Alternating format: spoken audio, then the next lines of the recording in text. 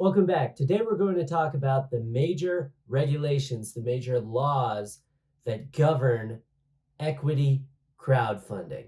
So these laws break it down into separate types of equity crowdfunding. So that's another way to look at this video is these are the types of equity crowdfunding.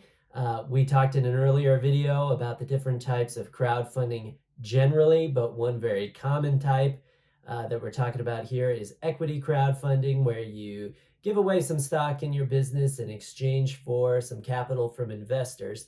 And that's what you hear about when you hear about crowdfunding. Generally, most commonly, it's equity crowdfunding. It is a highly regulated environment. So you really need to know the laws that are affecting the type of crowdfunding you're doing and the type of equity crowdfunding you're doing specifically. So we're going to break down the basics. Let's get started.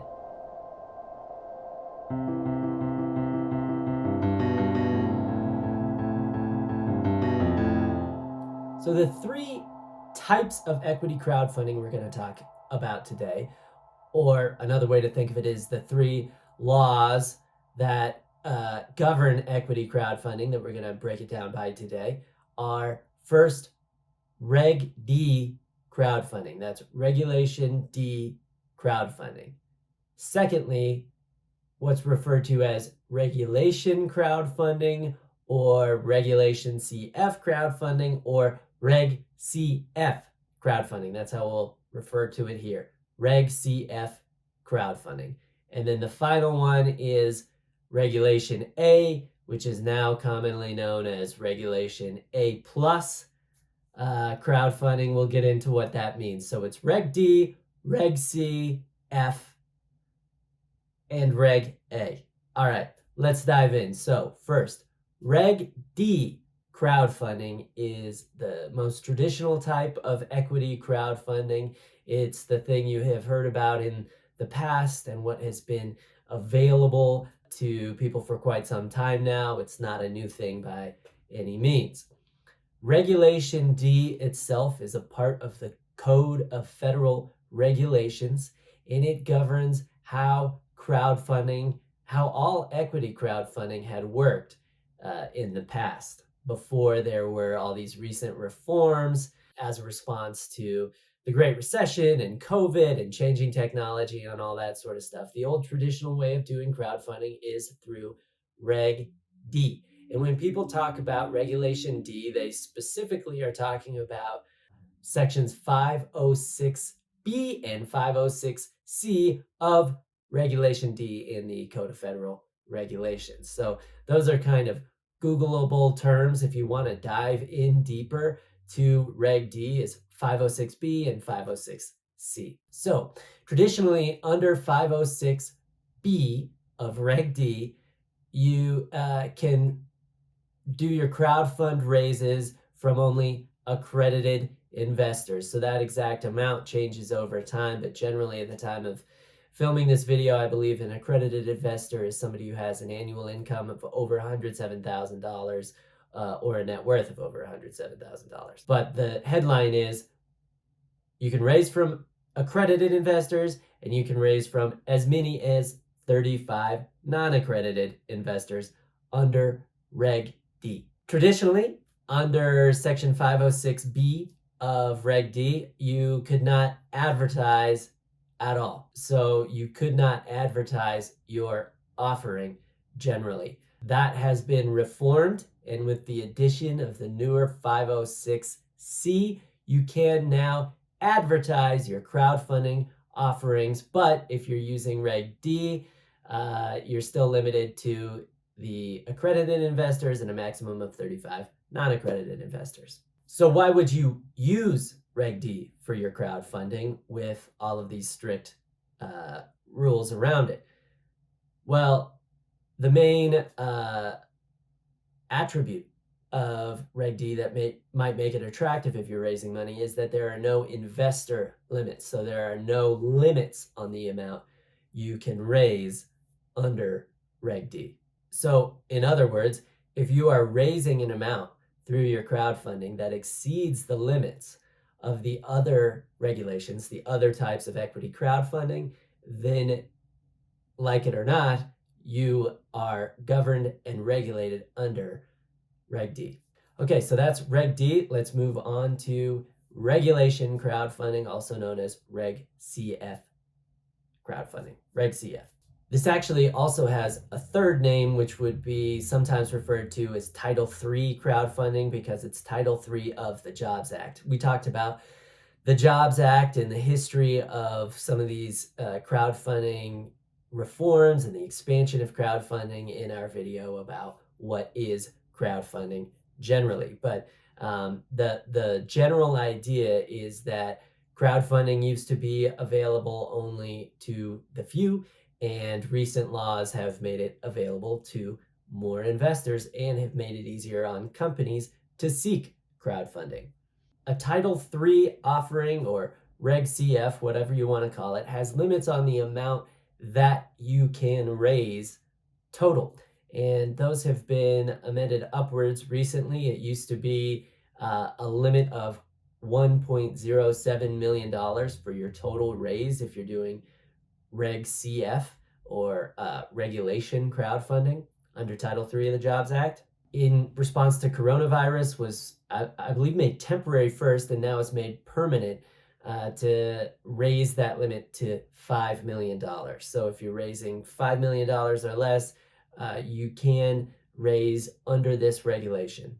And the types of financial statements and the scrutiny that the SEC will place on your business, and all of the administrative and financial and legal burden that will come along with that, varies depending on how much money you ultimately wind up raising, or how much you're attempting to raise under Reg CF.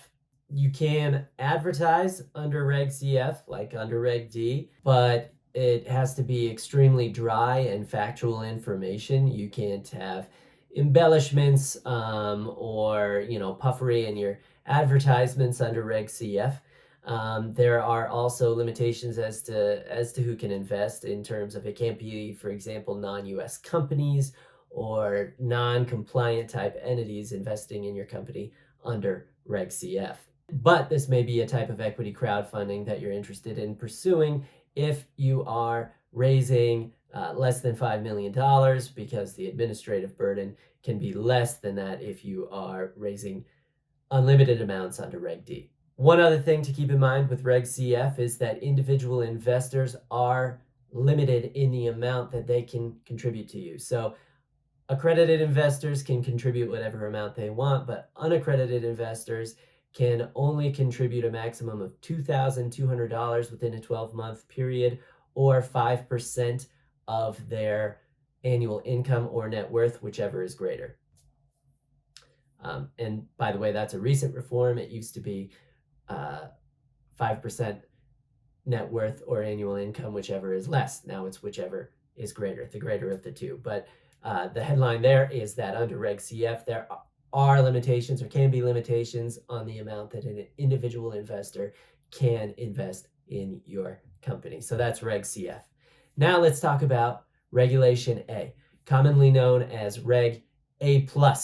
Okay, so under Reg A+, there are two types of raises: Tier 1 raises and Tier 2 raises. Before we dive into what each of those means, do know that you also have to check your state blue sky law requirements to make sure that you're also compliant at the state level, because everything we're talking about here is the federal regulation level.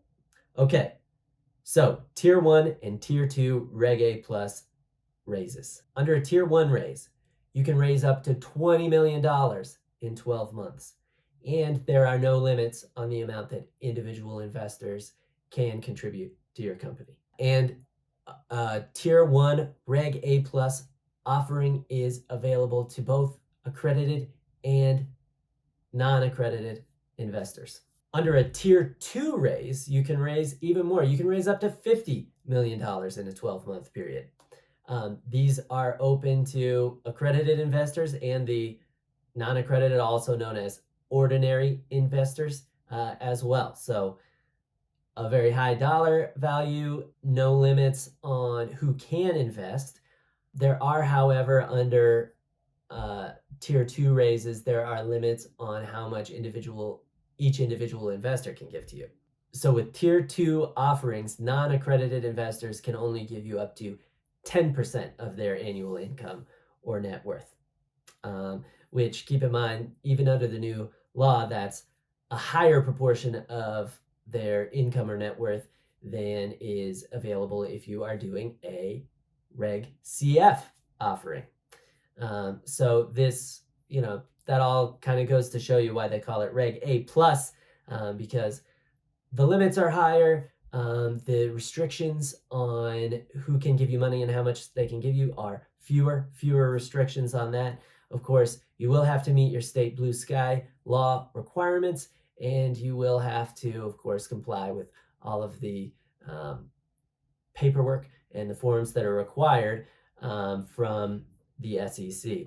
So, if you've watched these videos, you know that frequently I tell you when I think you can do it yourself, and it might not be worth paying a lawyer, but if you are pursuing one of these types of equity crowdfunding offerings, that's really when you want to get some professionals involved who can help you with the paperwork and the compliance with the SEC to make sure that you are filling out the right forms and filling out the forms in the right way to stay compliant in this heavily regulated environment. Okay, so those are the types of equity crowdfunding and the major laws that regulate this space. Thank you for watching. Please be sure to click like and subscribe to help keep legal education accessible for small business owners, nonprofits, and moderate income individuals. Also, please check out our podcast about mentorship. Coffee, Lunch, Beer is called, and it's available wherever you get your podcasts. Thanks.